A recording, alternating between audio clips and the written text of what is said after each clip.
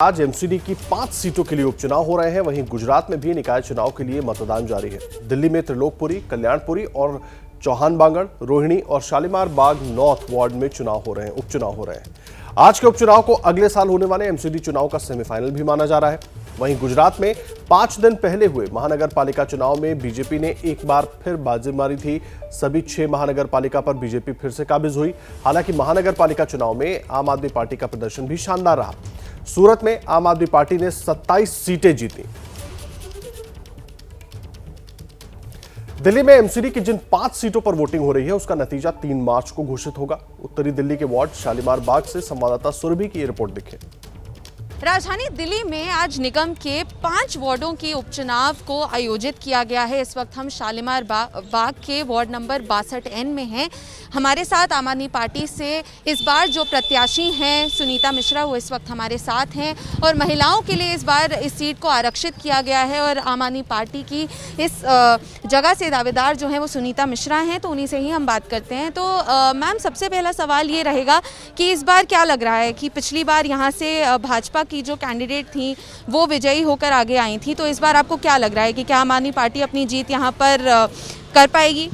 100% आम आदमी पार्टी की जीत होनी ही है, क्योंकि जनता बहुत खुश है केजरीवाल जी के काम से और हमारे क्षेत्रीय विधायक जो हैं वंदना कुमारी जी उनसे, और बाकी पार्टियों से तो जनता परेशान हो रही है। तो देखिए, शालीमार बाग का जो वार्ड नंबर 62N है वहाँ से इस बार आम आदमी पार्टी के प्रत्याशी हैं सुनीता मिश्रा और वहीं 2017 में यहाँ से भाजपा की प्रत्याशी रेणु जाजू जो हैं वो विजय होकर सामने आई थी। 3 मार्च को उपचुनावों के निर्णय जो हैं वो सामने आ जाएंगे। अब देखना ये रहेगा कि इन चुनावों को, जिसे एक तरीके का सेमीफाइनल भी कहा जा रहा है, देखने के लिए कि 2022 के एमसीडी चुनावों में आखिरकार कौन विजयी रहेगा। तो अपने आप में ये चुनाव भी बहुत ज़्यादा ज़रूरी साबित हो रहे हैं दिल्ली वासियों के लिए और तमाम पार्टियों के लिए। कैमरा पर्सन निखिल रस्तोगी के साथ सुरभि काक, एबीपी न्यूज़, दिल्ली। दिल्ली के कल्याणपुरी में भी वोटिंग सेंटर पर मतदाताओं की लाइन दिख रही है। उपचुनाव में क्या है जनता का मूड और किन मुद्दों पर जनता वोट डालेगी, देखिए हमारे संवाददाता अजोतिका की इस रिपोर्ट में।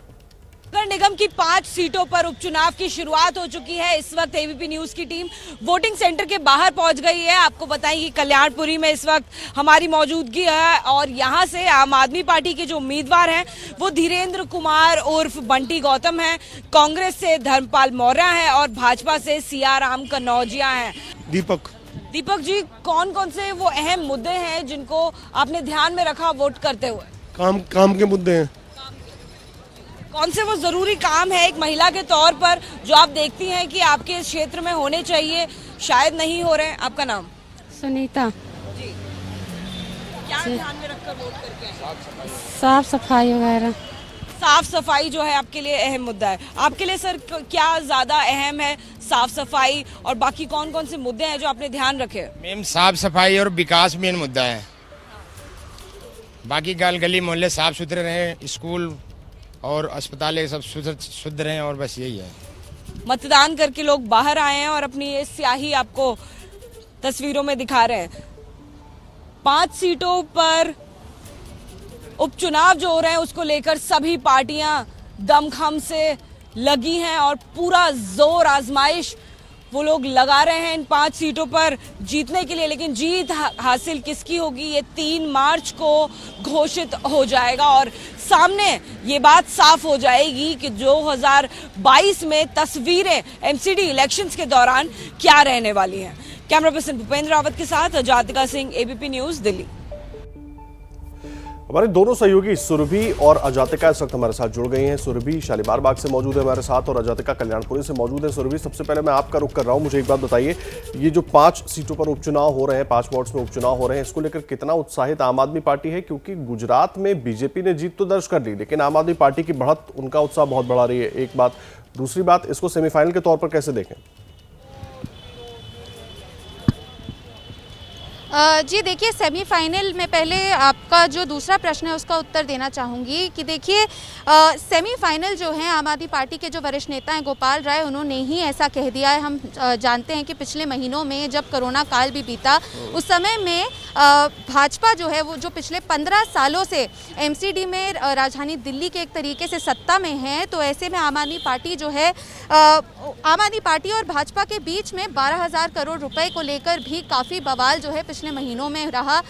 जहां हमने देखा कि काफ़ी सारे एमसीडी अस्पताल रहे उत्तरी नगर निगम के ही, जहां पर कई सारे फ्रंटलाइन वॉरियर्स थे जिन्हें सैलरीज जो हैं वो नहीं मिली। तो इसके चलते आम आदमी पार्टी लगातार एक तरीके का आरोप जो है वो भाजपा पर लगाती रही, जो निगम पर पिछले 15 सालों से हैं।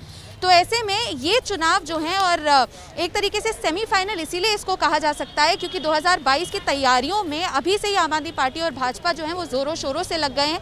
हमने पिछले महीने देखा कि कैसे दोनों पार्टियों के ही जो अध्यक्ष हैं, खुद अरविंद केजरीवाल जो हैं वो उतर गए और रोड शो उन्होंने शालीमार बाग की, अगर मैं बात करूं तो शालीमार बाग में भी वो रोड शो का हिस्सा बने। तो एक तरीके से जोरों शोरों से एक तरीके से तैयारी हो गई और आम आदमी पार्टी जो है पूर्ण रूप से अपनी जान लगा रही है कि 15 साल से तीनों निगमों पर एक तरीके से भाजपा की जो सत्ता रही है जी कि उसे हटा पाए और आम आदमी पार्टी एमसीडी पर भी एक तरीके से अपनी सत्ता बना पाए। जी सुरभि, आप रहिए हमारे साथ। अजातिका भी कल्याणपुरी से मौजूद है। अजातिका, एक तो कल्याणपुरी में किस तरह से तस्वीरें आप देख रही हैं मतदान की, और दूसरा ये जो पूरा गणित है, ये जो बड़ी पिक्चर की बात हो रही है, उसको लेकर क्या बताएंगे आप?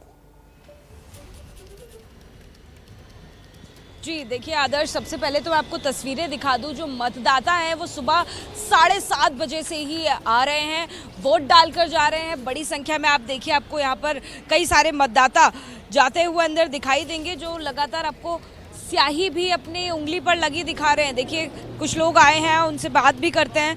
स्याही दिखा दीजिए, एक बार वोट डालकर आई हैं आप। कौन से वो अहम मुद्दे थे जिनको ध्यान में रख के वोट डाला है?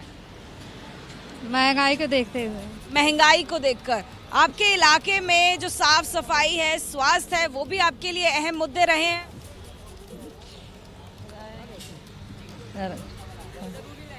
तो देखिए आपको बता दें कि इस सीट की बात करें तो 2020 के बाद से ही ये सीट खाली है और 2017 में नगर निगम के चुनाव के दौरान इस सीट पर आम आदमी पार्टी ने कब्जा किया था। 2020 के विधानसभा चुनाव में कोंडली विधानसभा ने आपने जो मनोज कुमार है उनका पत्ता काटकर जो पार्षद हैं कुलदीप कुमार, उनको मैदान में उतारा था और उसके बाद में कुलदीप कुमार जो कि पार्षद विधायक बन गए थे। एबीपी न्यूज आपको रखे आगे।